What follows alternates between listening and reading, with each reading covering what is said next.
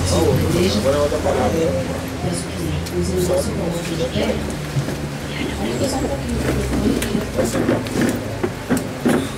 Olha o som. Glória a Deus. Eu vou estar lendo em Mateus 11, verso 28.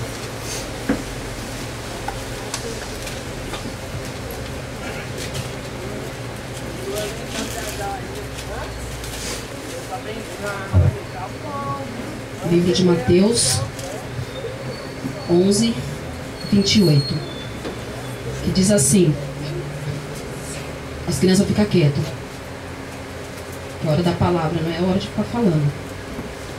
Vinde a mim, todos os que estáis cansados e oprimidos, e eu vos aliviarei. Amém? A igreja pode se assentar. Senhor Jesus, eu te peço que o Senhor não seja o Senhor usando a minha vida, porque eu alcanço cada coração nessa noite, Senhor. Que teu nome seja glorificado em nome de Jesus. Bom,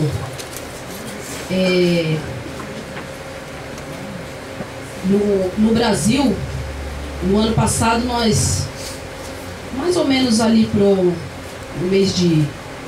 foi entre junho e julho, que houveram chuvas muito fortes, né, que acabaram causando um desastre nos estados de Alagoas e Pernambuco. Eu creio que a maioria aqui, né, que os que assistem televisão principalmente, puderam ver como as águas arrastaram casas, carros, destruíram, né, famílias inteiras. E foi um caos total naquela região do país. E entre muitas reportagens, porque a mídia toda ficou voltada para aquela situação, né? Todos os canais que você colocava na televisão era a mesma notícia, né? De desastre, de tristeza, de dor.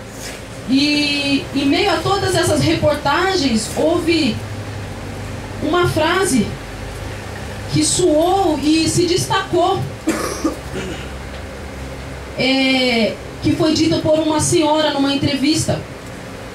Ela disse: Deus se esqueceu de nós, porque tamanho era o sofrimento no meio daquelas pessoas, porque o caos que foi proporcionado por toda aquela destruição, muitos ficaram fazendo questionamentos a respeito de como Deus estava vendo tudo aquilo, ou de por que Deus, onde estaria Deus, né? Onde estaria Deus diante de uma situação toda daquela? Crianças morrendo, famílias inteiras desaparecendo. Mas se nós formos observar as cidades que foram atingidas por aquele desastre, por aquela grande enchente, eram cidades de característica parecida. Cidades pobres, onde a maioria das pessoas cultivam o que comem e com muita dificuldade. Cidades que elas são um pouco esquecidas pelo governo. Cidades que estão ali onde o que mais a gente vê é pobreza, é dificuldade, é seca, uma série de coisas que acabam fazendo com que seja uma região pobre, né? Apesar do turismo naquela região ser, né, bem fluente, muitos vêm até de outros países para ver aquelas praias maravilhosas. Se for observar bem, o que destaca ali, o que destaca mais ali não é o saneamento básico, não é a riqueza, não é nada assim como São Paulo, né? Tem muitas empresas, muitas multinacionais. Não, lá é uma cidade, lá são cidades, né? Estados muito pobres. E essas regiões elas ali formam barragens, né? Que forma aquela represa bem grande, que foi a situação que aconteceu, né? Que foi por causa daquela represa que acabou, né, tudo sendo inundado.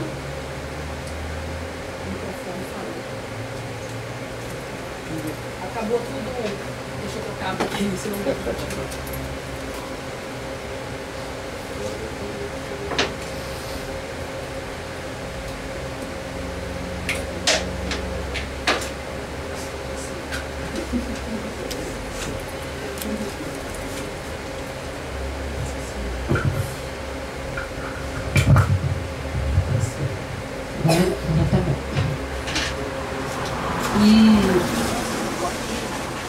Mas aí se nós formos observar, aquela represa ela é até utilizada pelos governos, né?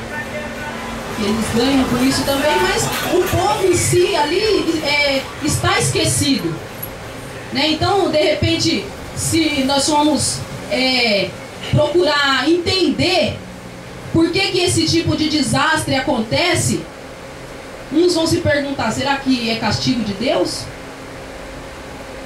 O que será que acontece que Deus permite que tantas vidas inocentes de repente, né, sofram daquela maneira? Mas nós olhamos ali e vemos um povo esquecido, sofrendo ali no seu anonimato, porque geralmente o que acontece todos os dias ali, o sofrimento daquelas pessoas, todos os dias, a luta deles diária não é mostrada, não é apresentada para nós com tanta clareza.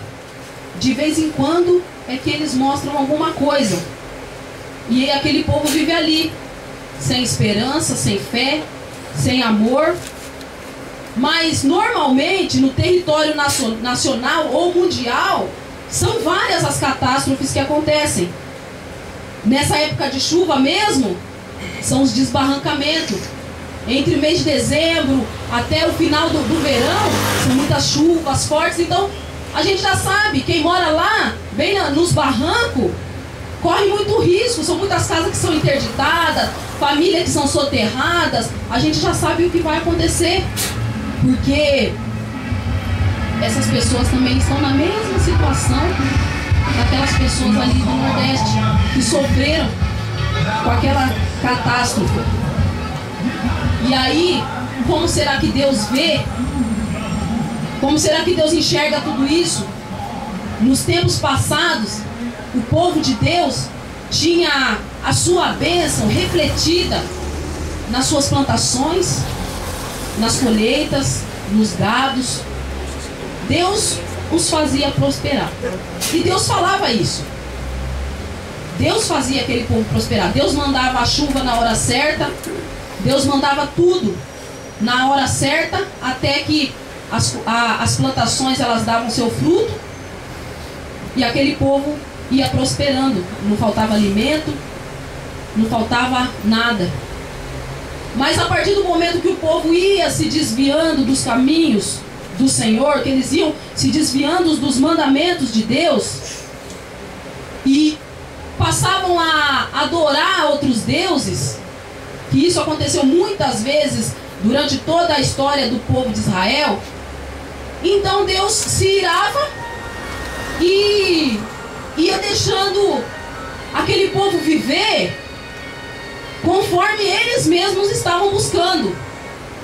Porque eles clamavam para deuses mudos, eles clamavam para deuses que não podiam fazer nada por eles.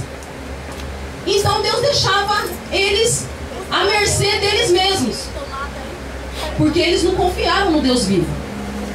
Então vinha a fome, vinha a miséria, a maldade aumentava no coração daqueles homens, e de repente até aqueles mesmos que foram separados para ensinar a verdade para o povo, estavam com o coração pervertido, o juízo já não era correto, as decisões eram tomadas pelos grandes de acordo com o próprio interesse, de acordo com a propina que lhe vinha nas mãos, e o povo começava a sofrer, porque além